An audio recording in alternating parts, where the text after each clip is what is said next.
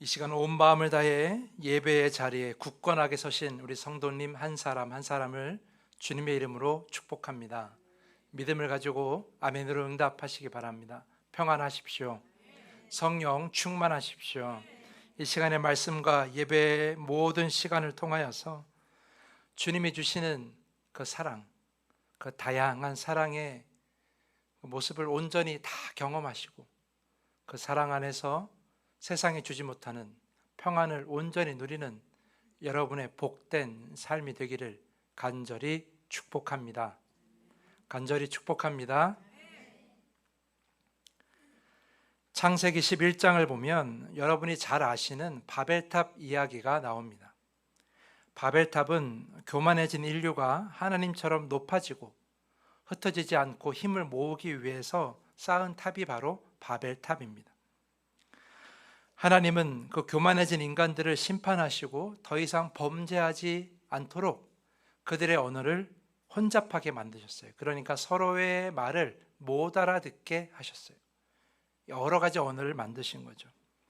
이로 인해 단일했던 언어가 사라지고 서로 소통이 어려워지게 되면서 세계 곳곳으로 흩어졌다라고 성경에 기록되어 있습니다. 그런데 저는 이 말씀을 곰곰이 묵상하면서 이런 질문을 해봤어요. 그들이 바벨탑을 세운 이유가 사실은 흩어지지 않기 위해서였거든요. 성경에 그렇게 써 있으니까 아무리 언어가 달라지고 말을 좀 못 알아듣는다고 해서 함께 살려는 그 의지마저 꺾는다는 것은 좀 이해가 되지 않았죠. 옆에 가까이 살면 되잖아요. 언어를 알아듣는 사람들끼리 모여 살면 되는데 왜 흩어져야만 했을까? 모여 살기로 그렇게 열심히 노력했던 자들이 왜 갑자기 흩어지게 되었을까? 성경을 아무리 찾아봐도 그 이유가 나오질 않는 거예요. 왜 흩어졌는가? 그런데 제가 말씀을 묵상하다가 번뜩 그 이유를 알겠더라고요. 물론 성경에 나온 근거는 아니에요. 어떤 신학자가 한 이야기도 아니고 그냥 제가 생각하는 거예요. 그러니까 어디 가서 얘기하지 마세요. 그냥 제가 생각할 때 왜 그 사람들이 흩어졌는가? 왜냐하면 사랑한다는 말을 못 알아들었어. 그러니까 언어가 다르니까 당신을 사랑한다고, 당신을 돕고 싶다고, 당신을 도와주기 원한다고, 당신을 위해 내가 헌신하기 원한다고 이런 말들을 계속해서 하는데 말을 못 알아들으니까 저 사람이 나를 사랑하는지 나를 공격하려 하는지 나를 미워하는지 도저히 알 수가 없는 거예요. 그러니까 사랑을 오해하니까 다투게 되어서 결국 서로 간에 앙숙이 되어서 흩어진 것은 아닌가. 믿거나 말거나. 이게 제 생각이에요. 어디 가서 우리 목사님이 바벨탑의 비밀을 풀었다고 뭐 이런 이야기 절대 하지 마시고 그냥 제 생각이에요. 근데 제가 이 이야기를 하는 이유가 있어요. 왜냐하면 우리의 삶 속에서도 우린 서로 사랑하지만 그 사랑의 언어를 제대로 이해하기가 어렵기 때문이에요. 서로 사랑한다고 고백하면서도 서로의 사랑을 오해할 때가 너무나 많이 있어요. 나는 분명 상대방을 사랑했는데 상대방은 도대체 나를 왜 사랑하지 않냐고, 도대체 무엇으로 사랑했냐라고 반문할 때가 있어요. 내가 이렇게까지 헌신했는데, 내가 이렇게까지 그 사람을 위해서 열심히 살았는데 상대는 내 마음을 전혀 몰라주고 날 위해 뭘 했냐라고 이렇게 반문할 때가 많이 있어요. 사실 대부분의 사람들은 원수 맺으려고 하지 않죠. 다 좋은 관계로 지내려고 해요. 그러니까 기본적으로 상대방을 도와주려고 하고 사랑하려고 하는 마음들은 다 있어요. 하지만 서로 사랑하려고 애쓰면 애쓸수록 그 사랑의 언어를 잘 모를 때가 많이 있다는 거예요. 오히려 오해할 때가 많이 있어요. 사랑을 줬는데 미워했다고 생각하고 사랑을 줬는데 화를 냈다고 생각하는 그런 오해를 경험할 때가 많이 있죠. 왜 그럴까? 왜 사랑은 이렇게 서로 오해하게 만들까? 왜 사랑은 오해가 많을까? 오래된 베스트셀러이면서도 지금도 읽히고 있는 사랑의 5가지 언어라는 책이 있어요. 여러분 한 번쯤은 들어보셨을 거예요. 상담학자 게리 체프먼이 쓴 이 책은 서로의 사랑을 오해하는 문제에 관해서 그 원인을 명쾌하게 설명하고 있어요. 왜 오해하는가? 왜냐하면 사람마다 사랑을 느끼고 표현하는 그 사랑의 언어가 다르기 때문이라는 거예요. 그래서 게리 체프만은 우리가 사용하는 그 사랑의 언어를 5가지로 구분해요. 첫 번째로는 인정하는 말, 칭찬하거나 격려하거나 또는 감사의 표현, 그런 말들로 나의 사랑을 표현하고 상대방의 사랑을 확인한다라는 거죠. 첫 번째가 인정하는 말이고, 두 번째는 뭐냐면 함께하는 시간. 별로 말하지 않아도 그냥 눈을 맞추고 함께하는 것만으로도 그렇게 서로의 사랑을 표현하고 확인할 수 있다라는 거죠. 세 번째는 눈에 보이는 선물이에요.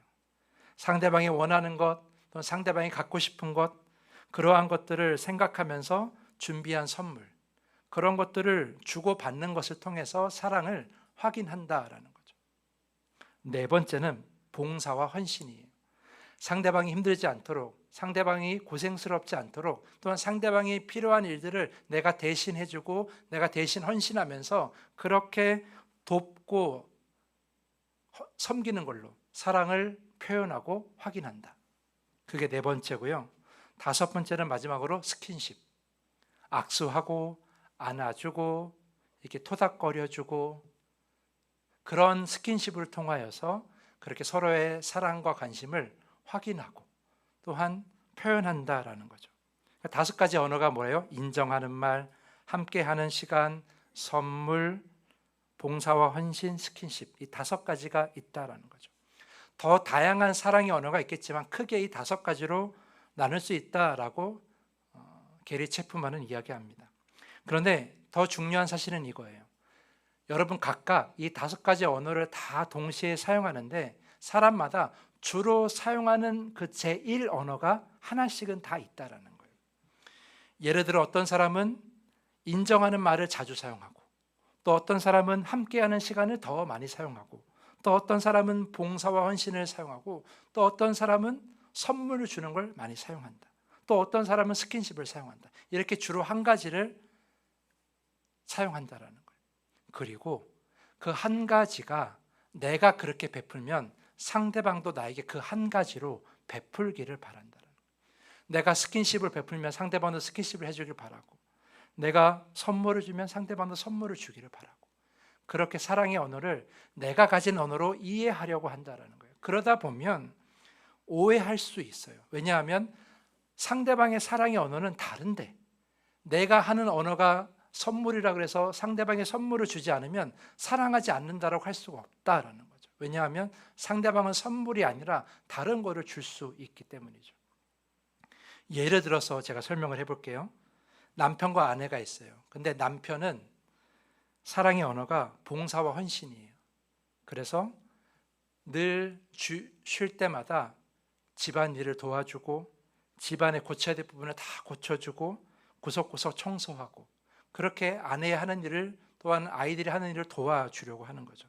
그렇게 사랑을 표현하는 거예요. 그런데 아내의 사랑의 언어는 뭐냐 하면 함께하는 시간이에요. 누군가 날 위해 뭘 해주는 것보다 나와 함께 앉아 있어서 눈을 맞추고 이야기하는 걸 더 좋아하는 거죠. 그래서 서로 오해하는 거죠. 남편이 계속 집안일만 하고 있고 그렇게 청소만 하고 있으면 아내는 이렇게 얘기하는 거예요. 당신은 집안일 하려고 나랑 결혼했어? 나랑 대화할 시간이 없잖아. 나랑 마음 나눌 시간이 없잖아. 나를 사랑하지 않는 거야. 이렇게 이야기한다는 거죠. 남편은 봉사와 헌신으로 사랑을 표현하는데 아내는 그 언어를 알아듣지 못하는 거예요. 각자 주로 생각하는 언어만 생각하니까 서로 사랑을 오해하게 되는 거죠. 서로 사랑하지 않는다라고 생각하는 거예요. 한 가지 더 예를 들면 부모와 자녀의 관계도 마찬가지예요. 부모가 자녀를 사랑할 때 가장 많이 해주는 게 뭐예요? 그냥 원하는 거 사주는 거. 원하는 거 사주면, 그렇게 선물을 주면 그게 사랑이라고 생각하고 그 사랑으로 자녀가 자신의 사랑을 이해할 거라고 생각하죠. 그런데 자녀들은 그런 선물보다도 뭘 많이 원하냐면 인정하는 걸 더 좋아한다는 거예요. 너는 나의 최고의 딸이야. 너는 나의 사랑스러운 아들이야. 정말 자랑스러운 자녀야. 이렇게 칭찬해주고 인정해주고 또는 격려해주는 따뜻한 말 한마디를 더 많이 바란다는 거예요. 이렇게 오해가 생기면 자녀들은 부모의 사랑을 오해하는 거예요. 왜 부모님은 날 사랑해주지 않는 걸까? 왜 부모님은 자꾸 물건으로만 때우려고 하는 걸까? 왜 내 마음에는 아무런 관심이 없는 걸까? 이런 식으로 오해하게 되는 거예요. 부모는 사랑하는 마음으로 열심히 뭘 사주는데 자녀는 그걸 이해하지 못하는, 그래서 서로 오해하게 되고 멀어지게 되는 거죠. 가족의 관계뿐만 아니라 직장, 사업장, 그리고 이웃과의 관계 다 마찬가지예요. 우리는 주로 한 가지 사랑의 언어를 사용하기 때문에 그 모든 사랑의 언어가 다 동일할 수가 없는 거예요. 그러니까 내가 원하는 사랑을 상대방이 해주지 않으면 그 사람이 나를 사랑하지 않는다라고 단정 지을 수가 있다는 거죠. 그러다 보니까 오해하고 서로 다투고 관계가 어려워지게 된다라는 거죠. 특히 교회에서도 마찬가지예요. 여러분, 교회는 예수 그리스도의 그 사랑 위에 세워졌잖아요. 그래서 성도님들이 가장 많이 생각하는 건 뭐예요? 교회에 오면 다른 성도들을 사랑해야 되겠다라고 많이 생각하시고 실천하세요. 사실 세상에 그 어떠한 공동체보다 교회만큼 사랑하는 공동체는 없습니다. 교회에서 사랑을 가장 많이 경험하게 되는 거예요. 그런데 이 교회 안에서도 서로 사랑하기만을 바라기만 하지 서로의 사랑의 언어가 다르다라는 걸 생각하지 못하는 거예요. 그러다 보니 서로 오해하고 서로 다투기도 하고 그러다 관계도 멀어지게 되는 거죠. 어떤 성도는 상대방을 열심히 인정해 주는 말을 해요. 정말 봉사 열심히 한다고, 헌신을 열심히 한다고. 그러면서 상대방에게 또 뭘 바라요? 나를 인정해 주는 말을 바라는 거예요. 그 인정해 주는 말을 해주지 않으면 나를 싫어한다고, 나를 미워한다고 그렇게 오해하는 거죠. 또 어떤 성도님들은 자신이 가진 걸 나눠주는 걸 좋아해요. 그렇게 좋아하는 사람들이 있어요. 그러면서 그 사람들도 다른 사람에게 내가 나눠주는 만큼 받기를 원하죠. 또 어떤 성도님들은 시간을 내어서 늘 함께 하기를 좋아해요. 그러면서 자신이 힘들고 어려울 때 다른 성도님들도 나와 함께 해주길 바랄 때가 있는 거죠. 그러니까 사랑의 언어가 다르다 보니까 내가 주는 사랑으로 그 사랑을 받으려고 하는, 그러다 보니 다양한 사랑의 언어가 있다는 걸 생각하지 못한 채 내가 원하는 사랑을 주지 못하면 나는 사랑받지 못하고 저 성도는 나를 사랑하지 않는다라고 오해하고 착각하고 그리고 서로 간의 관계가 멀어질 때가 너무나 많이 있다는 거예요. 하지만 여러분, 아까 게리 체프만이 얘기했던 것처럼 사랑의 언어는 매우 다양합니다. 하나님과의 관계에서도 마찬가지예요. 하나님도 사랑의 그 다양한 언어를 가지고 계세요. 성경을 보면 하나님께서 얼마나 다양하고 풍성한 사랑의 언어로 우리에게 다가오셨는지 정말 많이 기록되어 있어요. 하나님은 낙심한 자에게 인정하는 말로 다가오시죠. 너는 내 아들이다. 너는 내 딸이다. 너는 나의 사랑하는 자녀다. 내가 너와 함께 하겠다. 내가 너를 끝까지 도와주겠다. 이렇게 인정하는 말로, 위로하는 말로 다가오세요. 또한 외로운 자에게는 어떻게 하세요? 내가 함께 하겠다라고, 임마누엘 하나님이라고 이렇게 우리에게 다가오시잖아요. 또한 우리에게 선물을 주세요. 특별히 늘 죄인인 우리에게 하나님께서 독생자 예수를 주셔가지고 우리가 죄 가운데 구원받게 하셨잖아요. 또한 하나님은 우리가 굶주릴 때에 먹을 것을 먹여주시고 우리가 필요할 때 필요한 것을 채워주시고, 또한 예수님께서는 어떻게 하셨어요? 그 더러운 제자들의 발을 씻겨주기도 하셨어요. 또한 하나님은 아무도 손대지 않던 나병 환자의 그 피부에 직접 손을 대는 예수님의 모습을 우리에게 보여주셨어요. 그러니까 하나님은 여러 가지 사랑의 언어를 우리에게 보여주신다라는 거죠. 근데 우리는 이 다양한 사랑의 언어가 있다는 것을 말씀으로 확인하면서도 하나님께는 뭘 원해요? 내가 원하는 사랑만을 구할 때가 많이 있다. 그러다 보니 하나님께서 우리를 사랑하심에도 불구하고 그 사랑을 모르고 넘어갈 때가 너무나 많이 있다. 예를 들어볼까요? 우리는 어떻게 하나님의 사랑을 확인해요? 내 기도가 응답되면 하나님이 나를 사랑한다고 생각해요. 하지만 하나님은 우리의 기도가 응답되지 않더라도 우리가 기도하는 순간에도 우리를 사랑하십니다. 그러니까 기도가 응답되기도 전에 기도를 하나님께 고백하는 그 순간에도 하나님은 우리를 여전히 사랑하시는 거예요. 함께 하시는 사랑. 임마누엘의 하나님. 그러니까 하나님의 사랑은 기도 제목이 이루어지지 않아도 여전히 우리 가운데 임하고 있는 거죠. 근데 우리가 하나님의 사랑이 내게 확인되려면 이 기도 제목이 이루어야 돼라고 자꾸 그렇게만 생각하면 그 전에 임하는 하나님의 사랑을 놓쳐버리게 되는 거예요. 또 한 가지 예를 들면 어떠한 성도님들은 하나님의 사랑을 이 예배 가운데서 이 교회 안에서만 확인하려고 해요. 예배 시간에 뜨겁게 찬양하고 눈물 흘리며 기도하고 큰 목소리로 찬양하면서 내 마음에 뜨거워짐이 있으면 그것만으로 하나님의 사랑을 확인하려고 하죠. 하지만 하나님의 사랑은 교회 안에서만 머무는 것이 아니라 여러분이 밖에서 살아가는 모든 순간에서도 함께 하시는 거예요. 하나님이 여러 가지 모양으로 여러분이 일하시는 곳, 여러분이 쉬는 곳, 여러분이 어디 있든지 간에 그 하나님의 사랑을 여러 가지 모양으로 주시는데 우리가 이 교회 안에서만 하나님의 사랑을 받는다라고 단정 지어버리면 우리는 밖에서 하나님의 사랑을 받고 있음에도 받았다라고 생각할 수가 없다라는 거예요.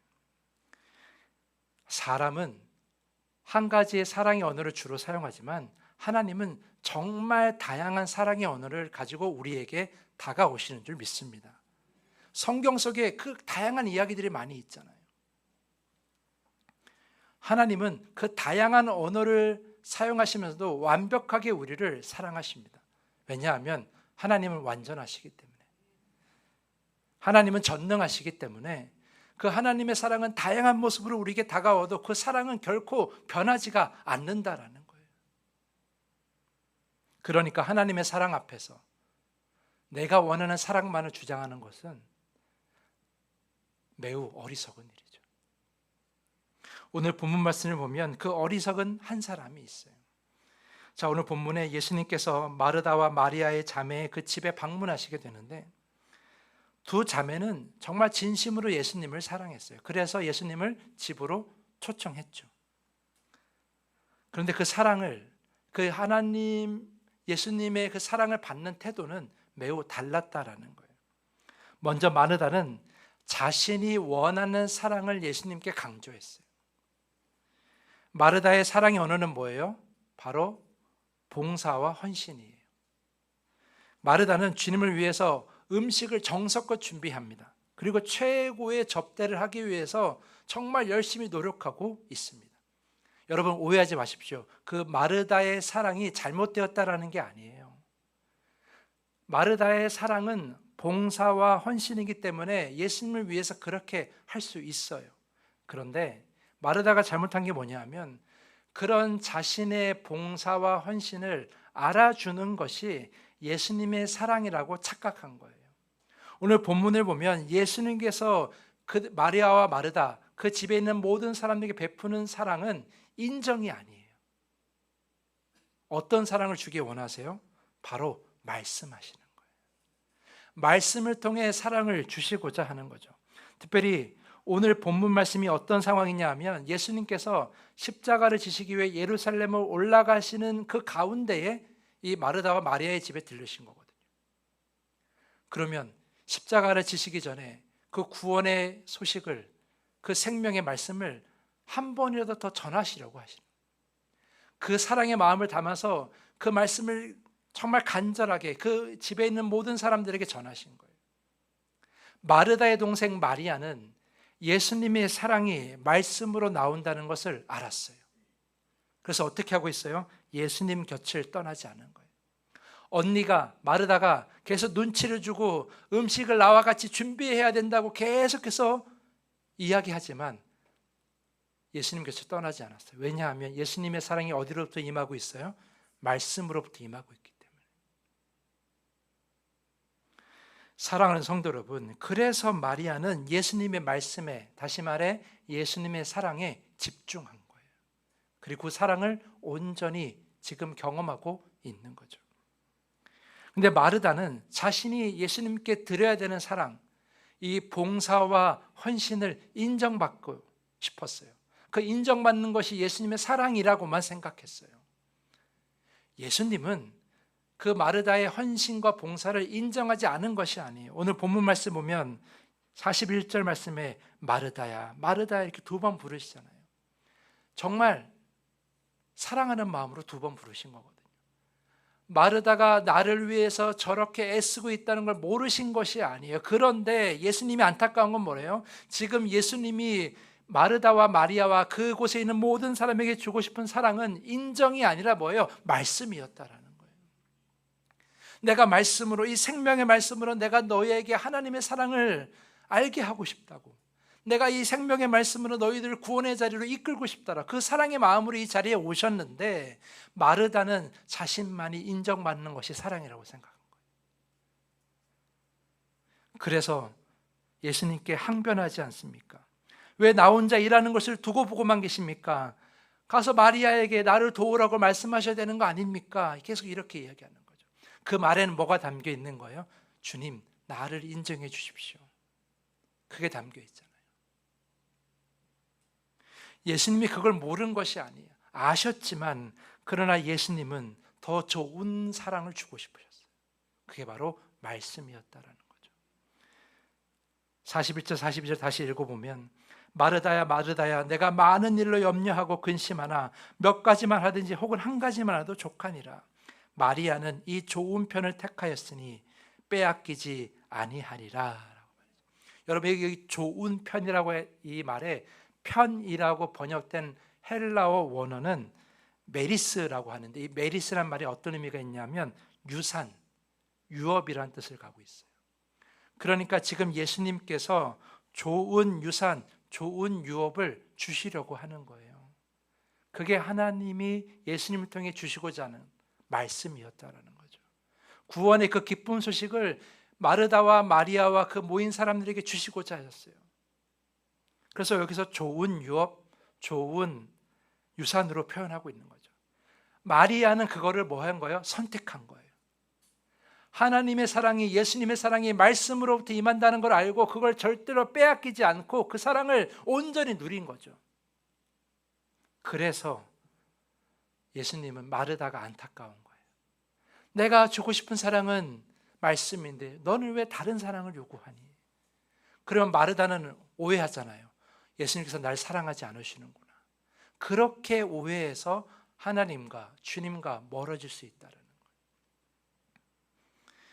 사랑하는 성도 여러분, 하나님은, 우리 예수님은 여러분을 온전히 사랑하십니다.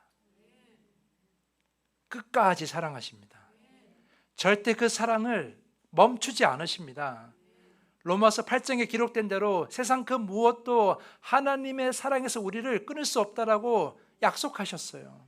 그러면 여러분 지금도 하나님의 사랑을 받으신 줄 믿으십니까? 내일도 받으실 줄 믿으십니까? 교회 밖을 나가서도 받으실 줄 믿으십니까?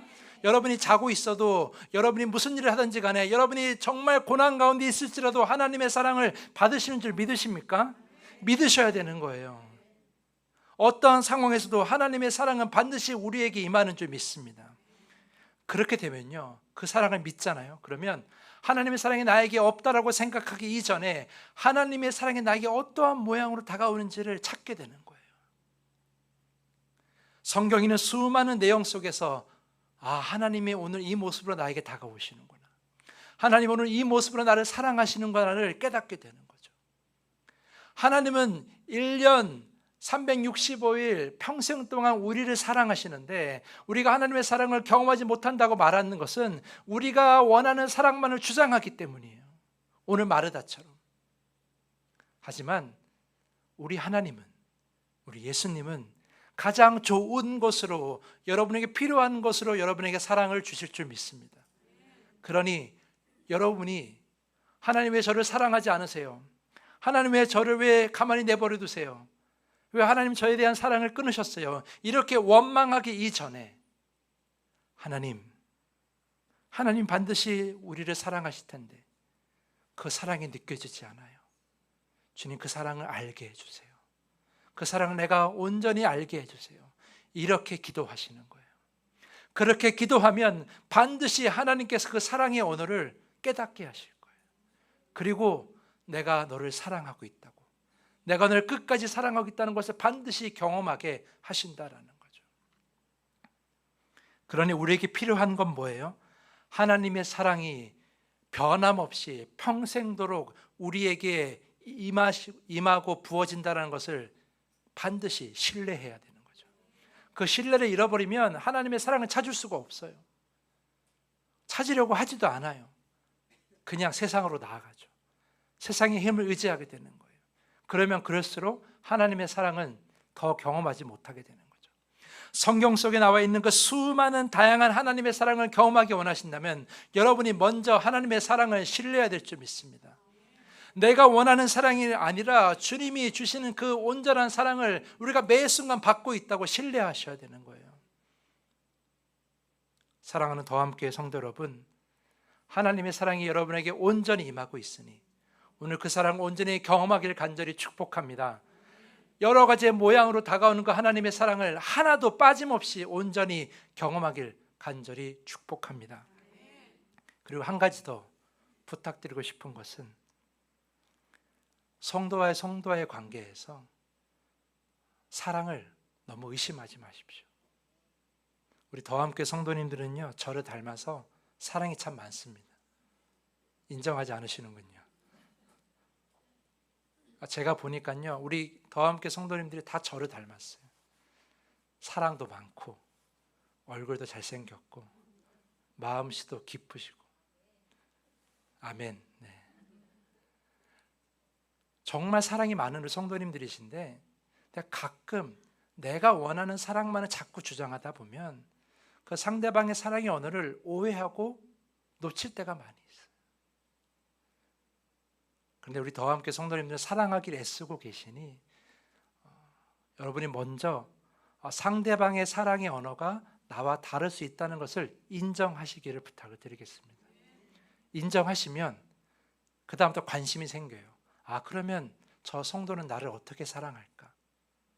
저 성도는 어떠한 모양으로 나를 사랑하고 있을까? 관심을 갖게 되고 그렇게 해서 상대방을 이해하기 시작하는 거죠. 우리 더함교회가 이제 5년이 지나고 6년째가 돼가고 있는데 사실 상대방의 사랑의 언어를 온전히 이해하기란 그렇게 충분한 시간은 아니에요. 여러분 함께 살고 있는 남편과 아내의 사랑의 언어를 잘 아세요? 모르시잖아요. 평생 살아도 모르는데 일주일에 한 번 만나는데 어떻게 알겠어요? 그래서 우리는 더 많은 잦은 만남이 필요한 것 같아요. 수박같이 꼭 드시고 가십시오. 교제하고 가십시오. 그리고 자주 이야기하십시오. 상대방의 사랑의 언어를 이해하려고 하는 순간 사랑에 대한 오해는 사라지고 관계는 더 깊어지게 되는 거예요. 특별히 오늘 설교를 준비하면서 저를 돌아봤어요. 여러분, 저는 사랑의 언어가 뭐라고 생각하십니까? 1부 때 물어봤는데 아무도 대답을 안 하는 거예요. 제 사랑의 언어는 아무도 잘 모르시는구나. 사실 그럴 수밖에 없는데 제가 좀 많이 부끄러움을 타거든요. 제가 살갑게 가서 막 이렇게 권사님, 우리 집사님 이렇게 오셨어요. 제가 그걸 잘 못해요. 약간 사람 두려움이 약간 있어요. 부끄러워서. 근데 여러분, 제가 곰곰이 생각해 봤어요. 저의 사랑의 언어는 뭘까? 하나가 있어요. 제가 여러분을 사랑하는 표현은 뭐냐 하면 설교예요. 말씀이에요. 어떤 성도님들이 그런 얘기를 하시더라고요. 목사님은 강단에 서 있으시면 정말 사랑도 많고 이해심도 많고 정말 다 품으실 것 같은데 강단에서 내려면 다른 사람이 된다고 그런 얘기를 하시는 거예요. 그렇게 보실 수도 있어요. 왜냐하면 저는 이 강단에 서면 제가 여러분을 사랑하는 마음으로 이 자리에 서거든요. 제가 목회를 하는 동안에 일주일의 시간 중에 가장 많은 시간을 드리는 게 설교예요. 여러분을 한 사람 한 사람 생각하면서 여러분들에게 필요한 하나님의 말씀이 무엇인가를 그렇게 묵상하면서 말씀을 준비해요. 사랑하지 않으면 그렇게 시간을 들이지 못하죠. 그래서 여러분들이 강단에 있는 저를 보고 저의 설교를 듣고 하나님의 사랑도 깨닫고 저의 사랑도 느끼실 수 있을 거예요. 내려가면 부끄러운 저를 보겠죠. 오해하지 마십시오. 제가 좀 부끄러워해도 쑥스러워해도 저는 여러분들을 정말 많이 사랑합니다. 믿어주십시오. 정말 많이 사랑합니다. 그 사랑으로 여기 서 있는 거예요. 제가 이 말씀을 드리는 이유가 뭐냐면 이렇게 나의 사랑은 언어는 뭘까? 그리고 상대방의 사랑의 언어는 뭘까? 이렇게 우리가 나도 알고 상대방을 알아가다 보면 이 더함교회는 사랑의 오해가 없는 온전한 공동체가 될 줄 믿습니다. 우리의 다름을 인정하고 상대방의 사랑의 언어의 그 다름을 인정하고 그렇게 서로에게 관심을 갖고 서로의 언어에 관심을 가져보는 거예요. 그러다 보면 정말 사랑이 넘치는 더함교회, 그래서 사랑이 목마른 자들이 정말 이 교회에 찾아오는 그런 교회가 될 줄 믿습니다.